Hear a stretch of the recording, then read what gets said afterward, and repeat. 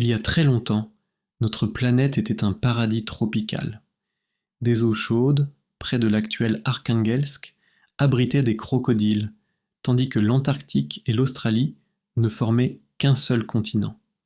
La majorité des terres de la planète étaient peuplées de créatures colossales, les dinosaures. Ils ont prospéré, puis ont disparu.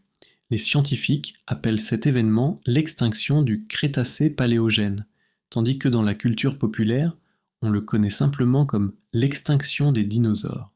Mais que s'est-il vraiment passé à cette époque?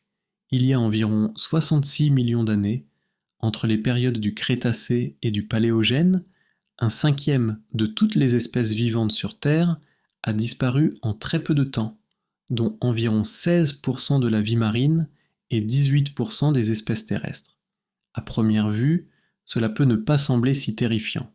Après tout, 200 millions d'années plus tôt, la Terre avait connu l'extinction du Permien-Trias, au cours de laquelle environ 60% des espèces avaient disparu. Cependant, même la perte de 18% des espèces terrestres et 16% des espèces marines a suffi à perturber tous les écosystèmes existants. Pour le dire simplement, aucun animal terrestre, de taille moyenne ou grande, n'a survécu, et pendant plusieurs millions d'années après, la vie sur Terre mesurant plus d'1 mètre n'existait tout simplement pas. Bientôt, à l'échelle géologique, les écosystèmes se sont rétablis, mais sans les dinosaures. Bien sûr, on pourrait dire que les dinosaures existent encore aujourd'hui. Les oiseaux sont leurs descendants évolutifs directs, issus de l'Archéoptéryx, le premier dinosaure à avoir maîtrisé le vol. Les crocodiles sont aussi de proches parents des dinosaures. Cependant, les gigantesques tyrannosaures, les vélociraptors rapides et rusés, les diplodocus et brachiosaures herbivores massifs, ou les reptiles marins comme les plésiosaures, tous ont disparu. Comment avons-nous même appris l'extinction des dinosaures? Tout a commencé à la fin du XVIIIe siècle, avec une idée audacieuse et révolutionnaire. Georges Cuvier a proposé que les espèces pouvaient s'éteindre. Avant lui, on croyait que la Terre et tous ses animaux et plantes étaient restés inchangés depuis le moment où Dieu les avait créés. L'innovation de Cuvier a été de suggérer « Attendez 1 minute et le déluge, les choses n'auraient-elles pas pu être différentes avant ?» Fait intéressant, Cuvier ne croyait pas en l'évolution. Il interprétait l'histoire comme une série d'actes de création divine suivis de diverses catastrophes, également attribuées à la volonté divine. Cette vision du monde est devenue obsolète du vivant même de Cuvier, et avec chaque nouvelle découverte, la communauté scientifique se rapprochait de l'année charnière de 1859, l'année où Charles Darwin a publié son œuvre révolutionnaire de l'origine des espèces. La théorie de Darwin a unifié d'innombrables découvertes de fossiles en un récit cohérent aidant les paléontologues à comprendre comment la vie a évolué sur Terre. Cependant, les idées de Cuvier n'ont pas disparu après Darwin. Pendant les 100 années suivantes, 2 écoles de pensée se sont affrontées. Avec le temps, les idées de Darwin ont pris le dessus. À la fin du 19e et au début du 20e siècle, il est devenu largement accepté que les dinosaures avaient progressivement perdu la course de l'évolution, et discuter de leur extinction comme d'un événement soudain est devenu presque tabou. Au cours d'un siècle, de nombreuses théories ont été proposées pour expliquer les pressions évolutives derrière leur déclin. Par exemple, une théorie suggérait que les plantes à fleurs émettaient des alcaloïdes qui empoisonnaient lentement les dinosaures.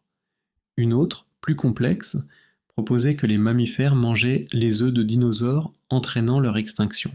En général, il y avait autant de théories qu'il y avait de spécialistes dans le domaine.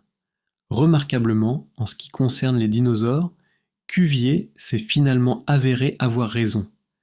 Tout a changé avec la découverte de l'iridium 77. Cela ne s'est produit que dans les années 1970. En 1973, l'hypothèse dite de la reine noire a été formulée. L'essence de cette hypothèse est que pour qu'une espèce survive, elle doit évoluer en même temps que l'écosystème dans lequel elle vit, sinon elle s'éteint. À cette époque, on savait déjà que dans les écosystèmes stables, environ 5% de toutes les espèces sont en train de disparaître à un moment donné. Cela semblait assez simple. Aucun nouveau dinosaure n'est apparu, les anciens se sont éteints et l'affaire était classée. Cependant, en 1977, le scientifique américain Luis Alvarez a découvert un métal appelé iridium, à la frontière des couches rocheuses du Mésozoïque et du Cénozoïque.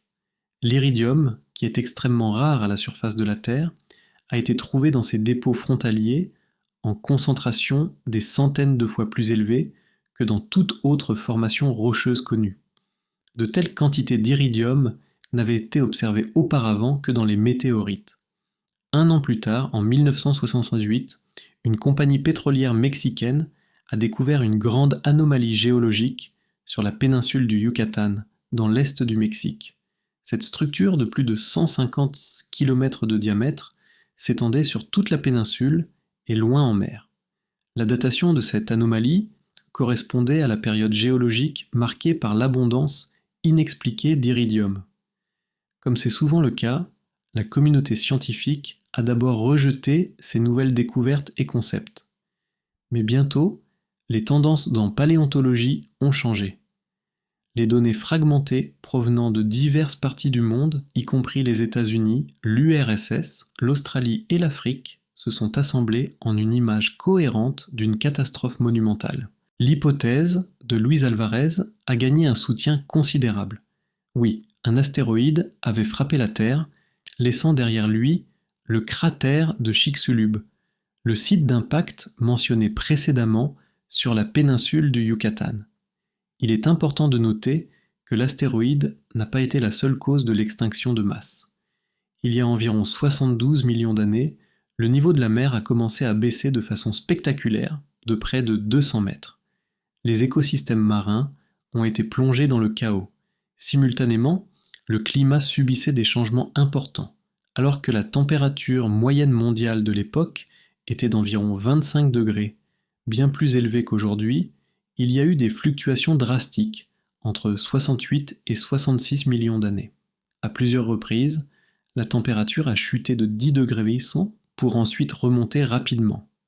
Un demi-million d'années avant la limite Crétacé-Paléogène, des preuves montrent une activité volcanique intense. La moitié du sous-continent indien s'est transformée en une zone volcanique massive, avec d'énormes coulées de lave s'échappant par des fractures de la croûte terrestre, couvrant des millions de kilomètres carrés. En même temps, des cendres et des gaz ont été libérés dans l'atmosphère, déclenchant un hiver volcanique. La planète a connu une chute de température glaçante, accompagnée de pluies acides, qui ont modifié l'acidité des océans.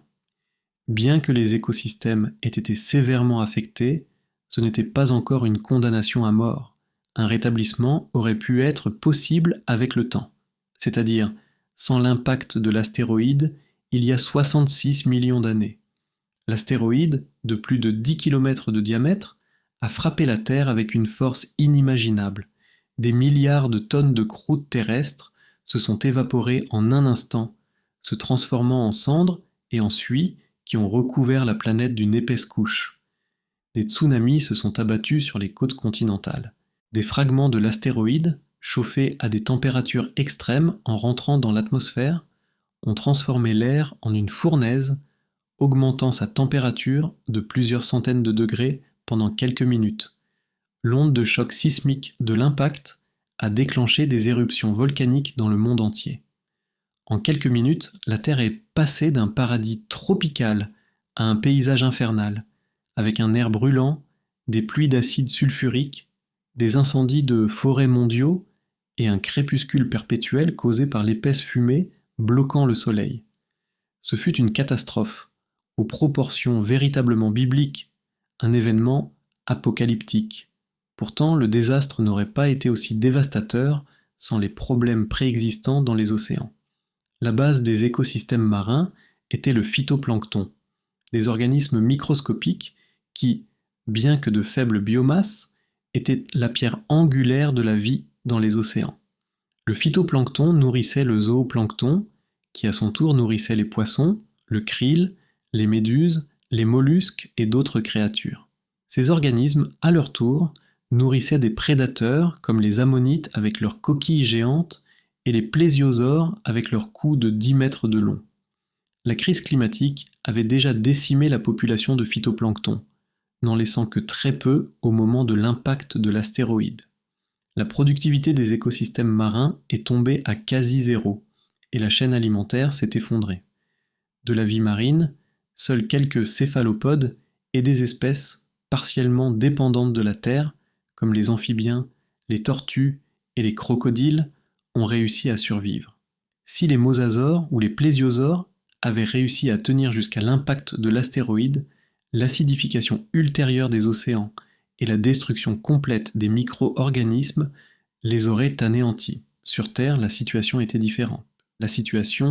Alors que la vie marine a été presque anéantie par les bouleversements climatiques, la vie terrestre a été quelque peu stimulée. Les fortes fluctuations de température ont conduit au développement d'écosystèmes complexes avec des espèces très spécialisées. À la fin de la période du Crétacé, les plantes à fleurs sont apparues, formant des relations symbiotiques complexes avec les insectes. L'apparition des herbes et des céréales a conduit à la première formation de gazon. Pendant les heures chaudes de la journée, la Terre appartenait aux reptiles géants à sang froid, tandis que la nuit était dominée par d'innombrables petits mammifères. Les mammifères occupaient le niveau le plus bas de la chaîne alimentaire, tandis que les dinosaures dominaient les niveaux intermédiaires et supérieurs. Cette hiérarchie s'est avérée désastreuse pour les dinosaures au moment de l'impact de l'astéroïde. La catastrophe marine a anéanti la plupart du phytoplancton, tandis que la catastrophe terrestre a dévasté la végétation. Pendant les premières années après l'impact, la Terre était aussi sombre le jour qu'une nuit sans lune. Sans surprise, cela a entraîné la mort de la plupart des plantes, éliminant la base alimentaire de tous les herbivores. Les dinosaures herbivores spécialisés, comme les sauropodes géants, ont été les premiers à disparaître. Avec leur disparition, les grands prédateurs ont disparu, suivis par les prédateurs de taille moyenne. Les petites théropodes ont réussi à survivre un peu plus longtemps. Ils auraient eu une chance de survivre à l'extinction sans la compétition. Les mammifères et les oiseaux les ont surclassés dans la lutte évolutive post-apocalyptique. Les théropodes n'avaient ni ailes pour échapper au danger, ni sang chaud pour résister au froid. Bien que les mammifères et les oiseaux aient survécu, ils s'en sont à peine mieux sortis que les dinosaures. 90% de leurs espèces se sont éteintes. Quelques décennies après l'impact de l'astéroïde, la surface de la Terre était méconnaissable. La planète est devenue beaucoup plus froide, mais elle a lentement commencé à se rétablir. La végétation a été la première à rebondir. Les graines qui avaient survécu à l'obscurité prolongée et au froid ont commencé à germer. Les organismes survivants ont commencé à se propager, profitant des nombreuses niches écologiques laissées vacantes suite à l'extinction de masse. 3 groupes ont émergé comme de grands succès dans ce nouveau monde. Premièrement, les poissons osseux. Autrefois un groupe petit et relativement peu prospère, ils sont finalement devenus la forme dominante de poissons. Aujourd'hui, la plupart des poissons que nous connaissons ont des os. Deuxièmement, les mammifères. C'étaient autrefois de petites créatures nocturnes vivant dans l'ombre des dinosaures. Après l'extinction de ces derniers, les mammifères se sont hissés au sommet de la hiérarchie biologique. Il y a eu une diversification explosive, une augmentation de la taille et l'émergence d'espèces spécialisées, le tout se produisant rapidement dans les 100 000 ans suivant l'impact de l'astéroïde. Les mammifères, bien sûr, nous incluent. Troisièmement, les dinosaures survivants, aussi étranges que cela puisse paraître. Malgré l'extinction des espèces de dinosaures marins et terrestres, une branche de dinosaures, les oiseaux, a acquis un avantage significatif dans le Nouveau Monde. Leur capacité à voler et leur taille relativement petite leur ont permis non seulement de survivre, mais de prospérer, devenant l'une des espèces animales les plus nombreuses. Aujourd'hui, il existe plus de 10 000 espèces d'oiseaux. 1 million d'années après l'extinction de masse, la Terre grouillait à nouveau de vie à tous les niveaux. La vie avait rebondi et s'épanouissait. Cependant, C'était un monde complètement différent, avec de nouvelles conditions, un nouveau climat, de nouvelles formes de vie, et bien sûr, aucune trace des reptiles géants qui régnaient autrefois sur la planète. En résumé, l'extinction du Crétacé-Paléogène a été le résultat d'une combinaison de processus complexes et séquentiels. L'impact de l'astéroïde a joué un rôle crucial, mais les changements climatiques ont également été importants. Malgré cela, la vie a persisté et a continué à évoluer, tout comme elle l'avait fait après d'autres grandes extinctions. Bien qu'il soit peu probable que les dinosaures dominent à nouveau la Terre, leurs descendants évolutifs vivent parmi nous. Peut-être que, dans un avenir lointain, une autre espèce intelligente parlera de nous de la même manière.